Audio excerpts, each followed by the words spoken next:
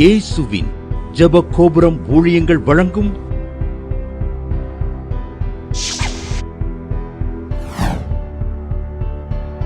நம்பிக்கையிலே சந்தோஷமாயிருங்கள்.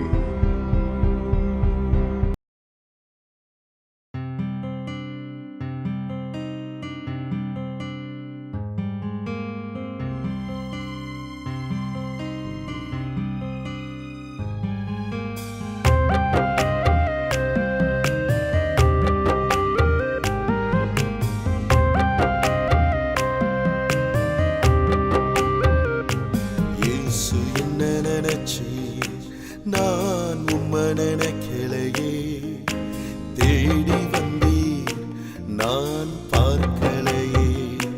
இயேசு என்ன நினைச்சீர், நான் உம்மன கிளையே தேடி வந்தீர், நான் பார்க்கலையே. ஓ என் இயேசுவே,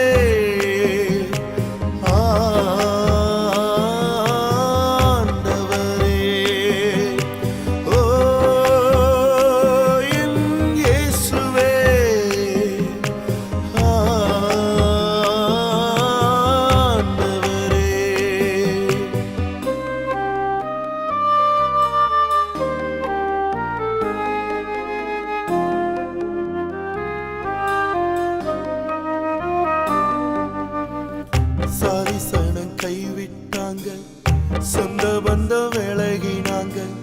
சாரிசனம் கைவிட்டாங்க, சொந்த பந்தம் விலகினாங்க. நீர் என்னை கைவிடவில்லை, என்னை விட்டு விலகவில்லை. நீர் என்னை கைவிடவில்லை, என்னை விட்டு விலகவில்லை. ஓ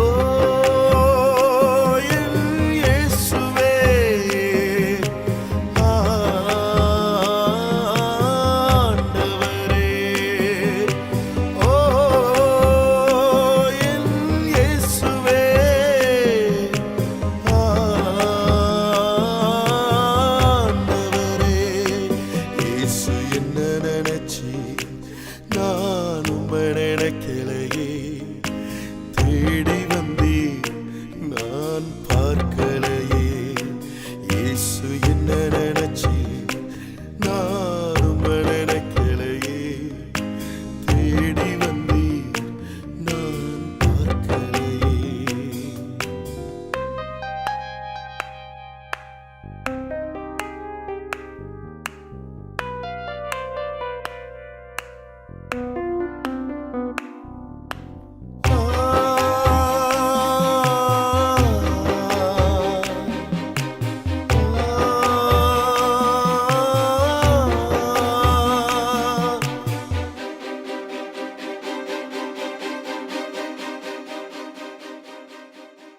ஒன்றுக்கும் உதவாத என்னை நீர் தெரிந்து கொண்டீர், ஒன்றுக்கும் உதவாத என்னை நீர் தெரிந்து கொண்டீர்.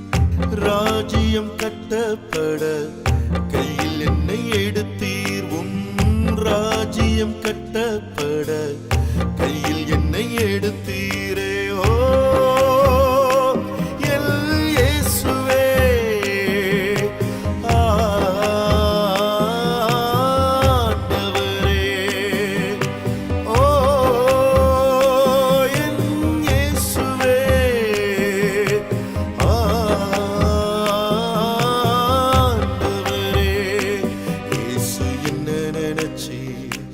நான் உம்மன கிளையே தேடி வந்தீர், நான் பார்க்கலையே.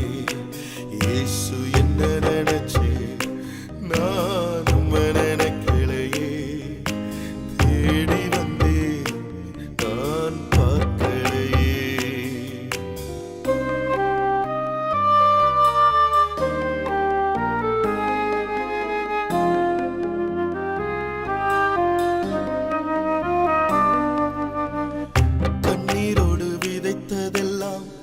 கம்பீரமாய் அறுக்க வைத்தீர், கண்ணீரோடு விதைத்ததெல்லாம் கம்பீரமாய் அறுக்க வைத்தீர். தனிமையில் நின்ற போது ஓடி வந்து சேர்த்து கொண்டீர், தனிமையில் நின்ற போது சேர்த்து கொண்டீர். ஓ என் இயேசுவே,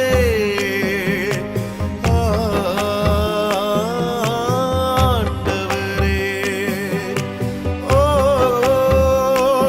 என் இயேசுவே,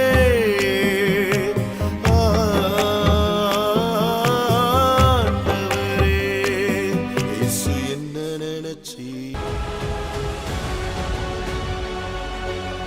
நிர்மலாங்கிறவங்க மதுரையிலேருந்து எழுதியிருக்காங்க. அவங்களுக்கு மார்பில் கட்டி இருந்துச்சான். டாக்டர்கிட்ட போனால் என்ன சொல்லுவாங்களோ ஏது சொல்லுவாங்களோ என்ன பயமாக இருந்துச்சு. மார்பை எடுக்க சொல்லிடுறாங்களோ என்னமோ கேன்சரோ அப்படின்னு ரொம்ப பயம் இருந்துச்சான். அது ஒரு 6 மாதத்துக்கிட்ட இருந்துச்சான். ரொம்ப பயந்து போயிருந்தாங்களாம். நான் ஜாய் டிவியில் நான் நம்பிக்கையிலே சந்தோஷமாக இருக்க நிகழ்ச்சியை ஞாயிற்றுக்கிழமை டிவியை நான் தற்செயலாக போட்டேன். அம்மா பேசியிருந்தாங்க, ஆண்டவரே இந்த கட்டியிலிருந்து எனக்கு விடுதலை கொடுத்தீன்னா என்னால் ஒரு முடிந்த காணிக்கையை நான் அனுப்பி ஆண்டவரே நான் சாட்சி சொல்வேன்னு ஒரு பொருத்தனை வச்சேன். கர்த்தர் அற்புதமாக அந்த கட்டி காணாமல் பண்ணிட்டாரு. கர்த்தருடைய நாமம் மகிமைப்படுவாதுன்னு சாட்சி எழுதியிருக்காங்க. நம்பிக்கையிலே சந்தோஷமாயிருங்கள். இந்நிகழ்ச்சியை பார்க்கிற யாவருக்கும் இயேசுவின் நாமத்தினால இனிய வாழ்த்துக்களை தெரிவித்துக் கொள்கிறேன். செய்திக்கு நேராக கடந்து செல்வோமா? என்னாகமம் 24வது அதிகாரம் 1வது வசனம். இஸ்ரவேலை ஆசீர்வதிப்பதே கர்த்தருக்கு பிரியம் என்று பிலேயாம் கண்டபோது அவன் முந்தி செய்து வந்தது போல நிமித்தம் பார்க்க போகாமல் வனாந்தரத்திற்கு நேராக தன் முகத்தை திருப்பி தன் கண்களை ஏறெடுத்து இஸ்ரவேல் தன் கோத்திரங்களின்படியே பாளையம் இறங்கி இருக்கிறதை பார்த்தான். தேவ ஆவி அவன் மேல் வந்தது.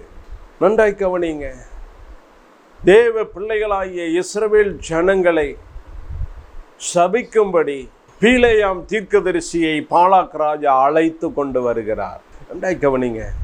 எகிப்து தேசத்திலிருந்து மகா பெரிய கூட்டமாய் ஜனங்கள் வந்து விட்டார்கள்.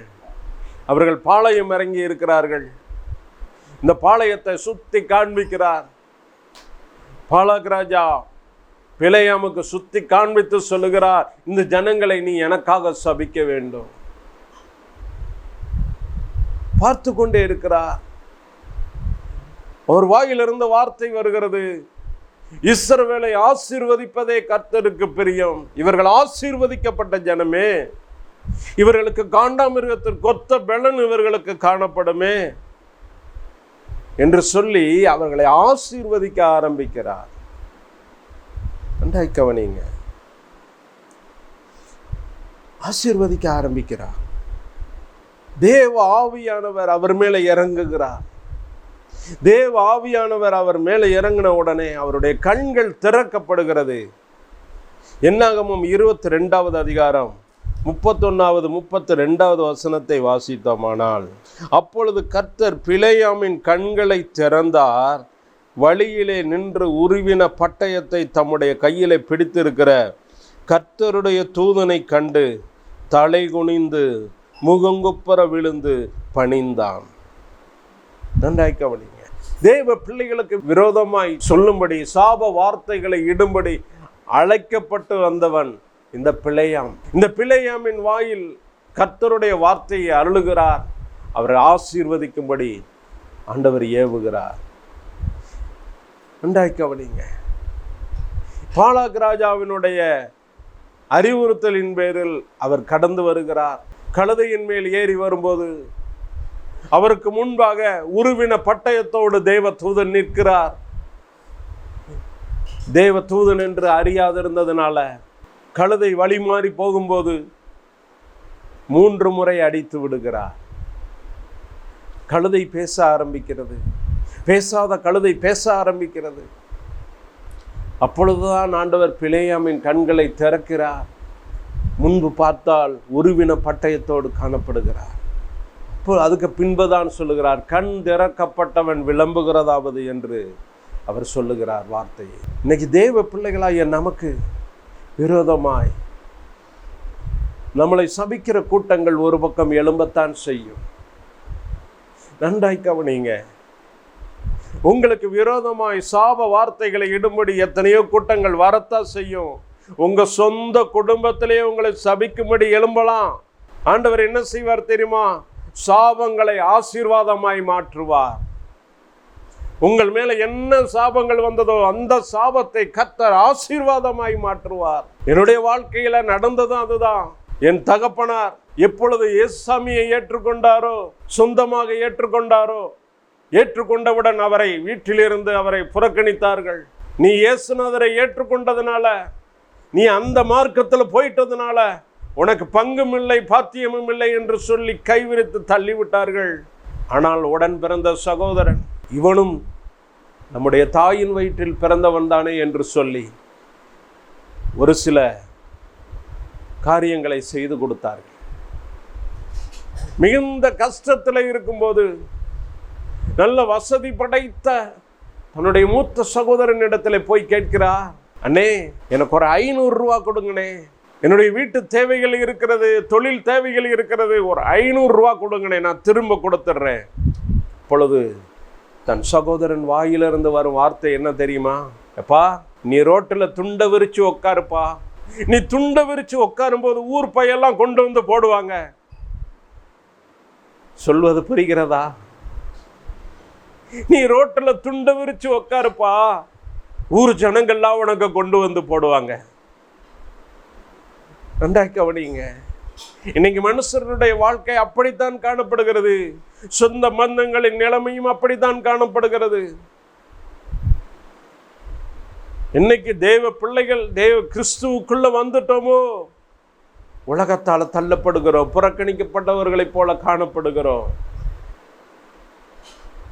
அன்று அவர் கொடுத்த சாபத்தை ஆண்டவர் ஆசீர்வாதமாய் மாற பண்ணினார். ரோட்டின் மேலே ஒரு சொத்தை கொடுத்து அழகாய் வசதியாய் வாய்ப்பாய் அமையும்படி, எல்லாருக்கும் ஆசீர்வாதமாய் இருக்கும்படி ஆண்டவர் கிருபை செய்தார். சாபங்களை ஆசீர்வாதமாய் மாற்றுகிறவர் நம்முடைய தெய்வம். இன்று பிலேயாமின் வாழ்க்கையில பாருங்க, பிலேயாமை கர்த்தர் சபிக்கும்படி வந்த மனுஷனை ஆசீர்வதிக்கும்படி ஆண்டவர் மாற்றி விட்டார். பிலேயாமின் கண்களை முதலாவது திறக்க ஆரம்பித்தார்.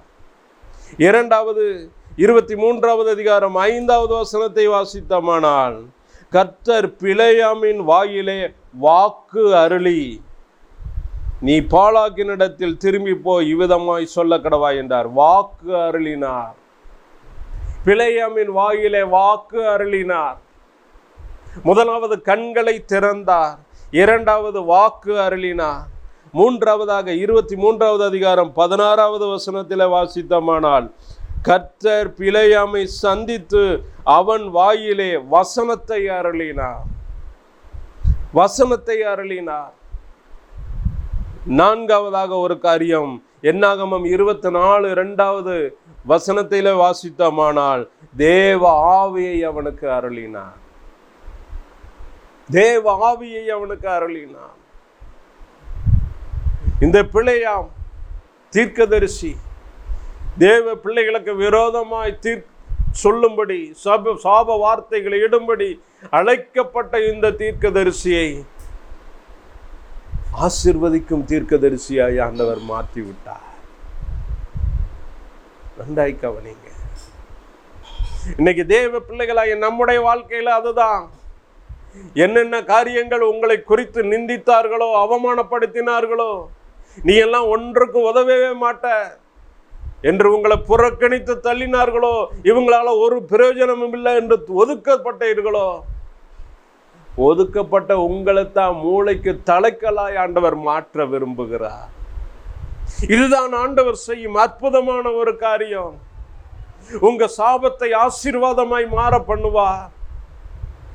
புறக்கணிக்கப்பட்ட உங்களை, தள்ளப்பட்ட உங்களை மூளைக்கு தலைக்கலாய் ஆண்டவர் மாற்றுவார்.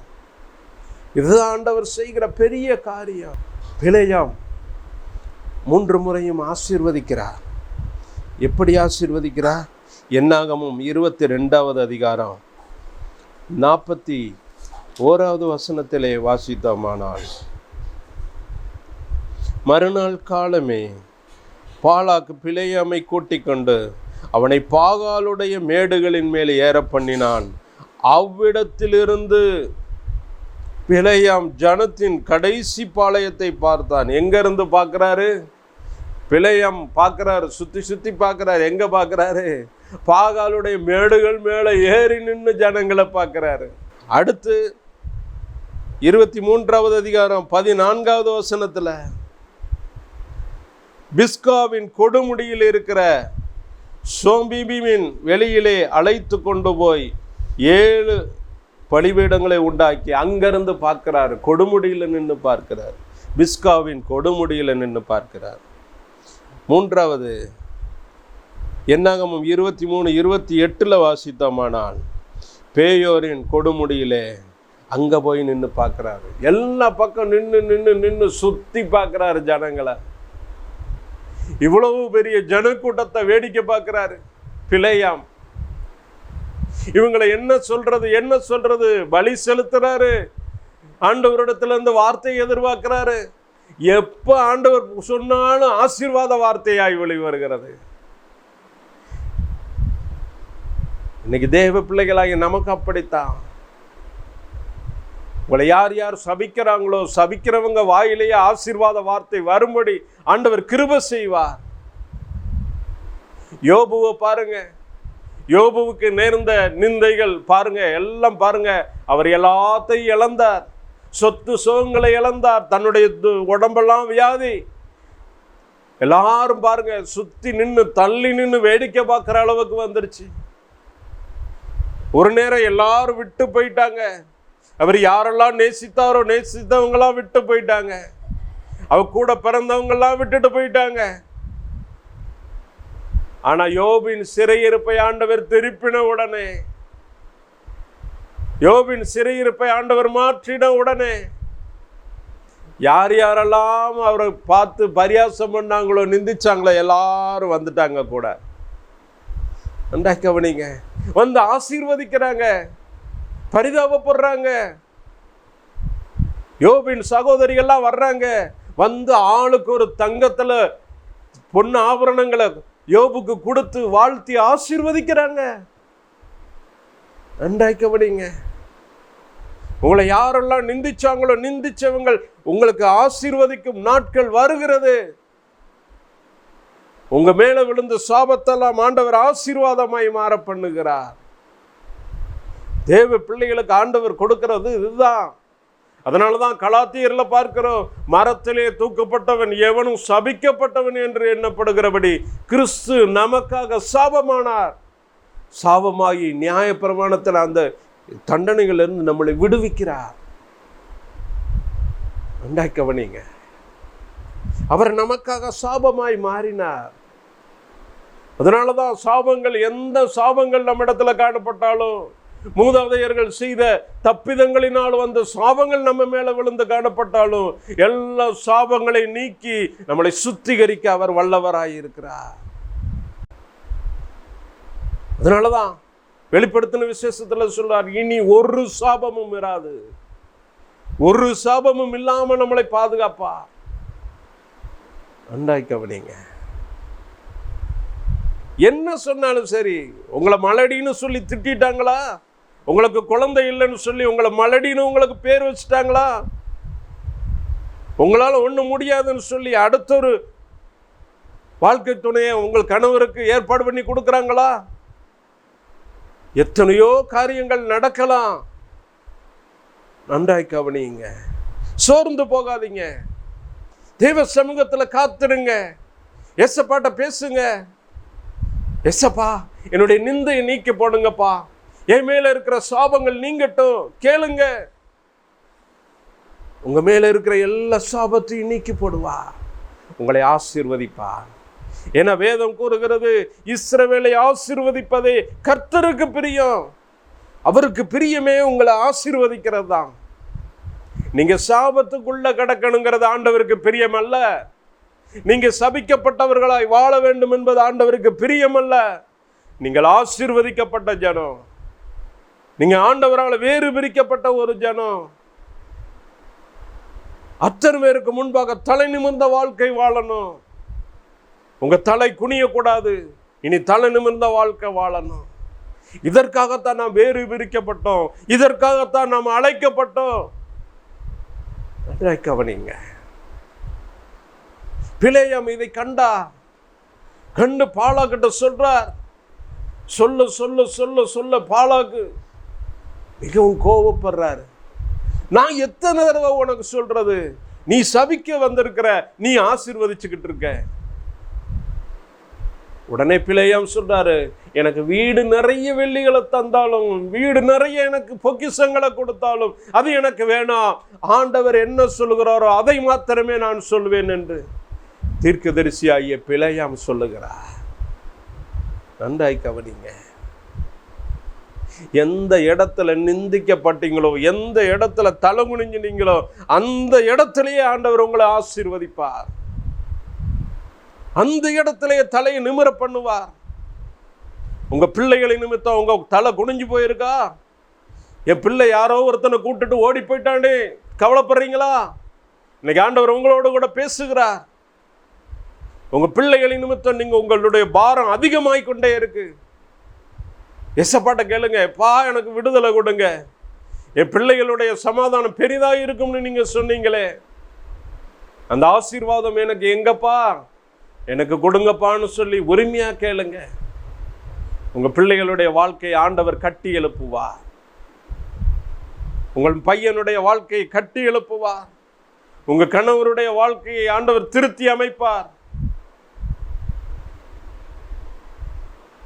என் கணவர் என் கூட பேசுறது இல்லை, என் மனைவி என் கூட சரியா பேசுறது இல்லை,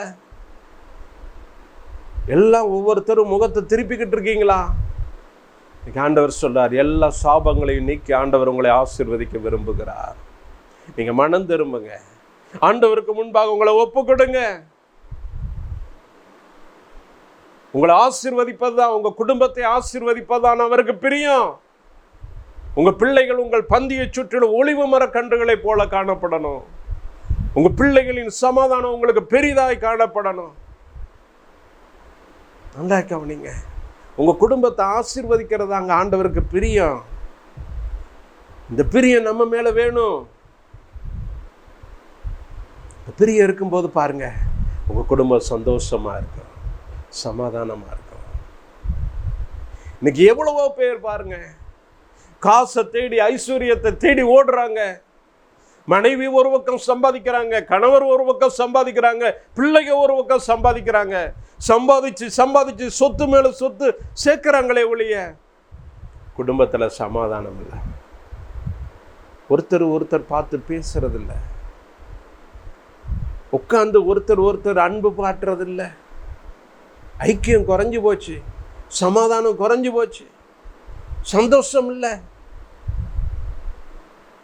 இன்னைக்கு தேவ பிள்ளைகளாகிய நம்முடைய வாழ்க்கையில ஆண்டவர் உங்களுக்கு சந்தோஷத்தை கொடுக்க விரும்புகிறார், ஆசீர்வதிக்க விரும்புகிறார். நீங்கள் நானும் ஆசீர்வதிக்கப்பட்ட ஜனம். இதை மறந்துதான் நம்ம ஒவ்வொரு நேரம் திரிய ஆரம்பிக்கிறோம், கண் போன போக்கில் போக ஆரம்பிக்கிறோம். நன்றாய் கவனிங்க. வேதம் கூறுகிறது, குதிரைக்கு கடிவாளமும்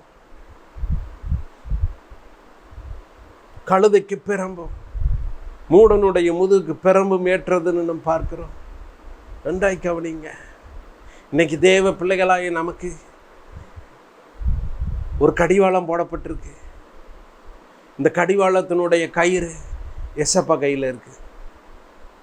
அவர் எங்கெங்க திருப்புறாரோ அங்கங்க போகணும். டைரக்ஷன் மாற்றி போகணும்னு வச்சுக்கோங்க, சிக்கல் தான். அதனால தான் பாருங்க, கிராமங்களில் மாடு வளர்க்குறாங்கல்ல, மாட்டுக்கு என்ன செய்வாங்க, கொஞ்சம் கண்டு பெரிய கண்டான உடனே மூக்கில் ஒரு குத்து ஊசியை வச்சு குத்தி மூக்கணாங்கயிறு போடுவாங்க. இந்த மூக்கணாங்கயிறு போட்டு கயிறை பிடிச்சி இழுப்பாங்க. கயிறை பிடிச்சி இழுக்கும்போது எஜமான் எங்கெங்க கூட்டு போறாரோ அங்கெல்லாம் பின்னாடி இது போய்த்தான் ஆகணும். ஏன்னா எஜமான் சொல்லுக்கு கீழ்ப்படியாம அது வேற பக்கம் போக ஆரம்பிச்சிச்சுன்னு வச்சுக்கோங்க, சுண்டி எஜமான் ஒரு இழுப்பார். இழுத்த உடனே மூக்கு வலிக்க ஆரம்பிக்கும், இரத்தமாய் வர ஆரம்பிக்கும், வேகமாய் ஓடும். நன்றாய் கவனிங்க. இன்னைக்கு தேவ பிள்ளைகளாகிய நமக்கு அப்பா ஒரு கடிவாளத்தை போட்டு வச்சிருக்கிறாரு. நீ இப்படித்தான்பா இருக்கணும், நீ இப்படிதான் செய்யணும், இப்படிதான் உன் வாழ்க்கை பரிசுத்த வாழ்க்கையா தான் காணப்படணும், நீ எனக்கேற்ற பரிசுத்தமாய் நடக்கணும். அவர் என்ன சொன்னாரோ அதன்படியே நம்ம செய்யணும். அப்பதான் நம்முடைய வாழ்க்கையில ஆசீர்வாதத்தை பெற்றுக்கொள்ள முடியும். எஜமானுடைய சத்தத்தை ஒவ்வொரு நாளும் கேட்கணும், அவருக்கு பின்னாடி செல்லணும். நம்ம போக்கில் நம்ம போகணும்னு வச்சுங்களேன், கஷ்டமா இருக்கும். வேண்டாம், மனம் திரும்புவோம். நீங்களும் நானும் ஆசீர்வதிக்கப்பட்ட ஒரு ஜனம். இந்த ஆசீர்வாதத்தை, வேதத்தில் உள்ள ஆசீர்வாதங்களெல்லாம் நம்முடைய வாழ்க்கையிலையும் நம்ம குடும்பத்தின் சந்ததிகளுடைய வாழ்க்கையிலையும் வந்து பலிக்கணும். ஏன்னா 1000 தலைமுறை வரைக்கும் இரக்கம் செய்கிற தெய்வம் அவர் நம்ம மேல நோக்கமா இருக்கிறார். நம்மளை ஆசீர்வதிப்பது தான் ஆண்டவருக்கு பிரியம். ஜெபிப்போமா. தகப்பனே, உமக்கு நன்றி சுவாமி. நீர் பேசின வார்த்தைகளுக்கு நன்றி அப்பா. பிழை என் வாயின் மூலமாய் நீங்க தீர்க்க தரிசனம் உரைத்தீங்க. இஸ்ரவேலை ஆசீர்வதிப்பதே கர்த்தருக்கு பிரியம் என்று சொன்னாரேப்பா. எங்களை ஆசீர்வதிப்பது தான் உங்களுக்கு பிரியம். உமக்கேற்ற வழியில நாங்கள் நடக்க, உமக்கேற்ற பரிசுத்தத்துல நாங்கள் நடக்க எங்களுக்கு கிருபை செய்யுங்கப்பா.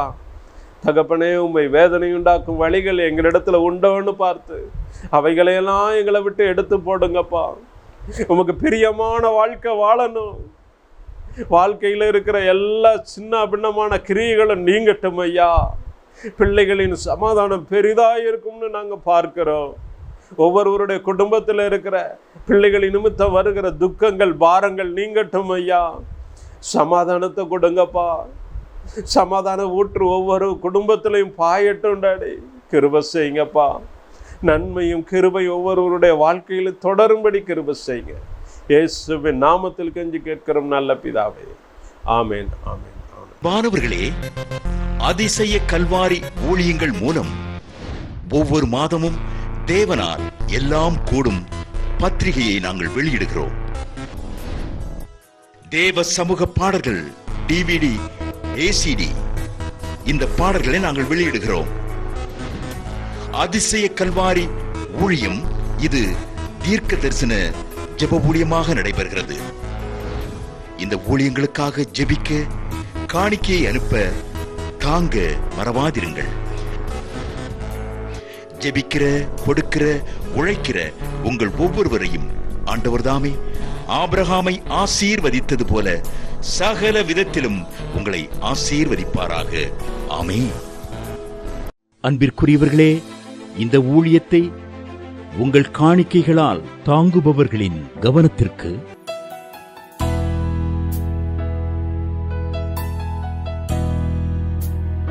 ஜிபே மூலமாகவும் நீங்கள் தாங்கும்படி உங்களை பட்சமாய் கேட்டுக்கொள்கிறோம். எங்களுடைய ஜிபே எண்ணானது 9439308550.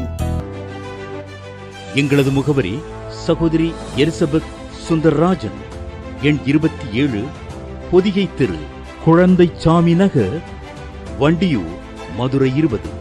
செல்போன் எண்கள் 9487177765, 9095328172 மற்றும் 9443930850.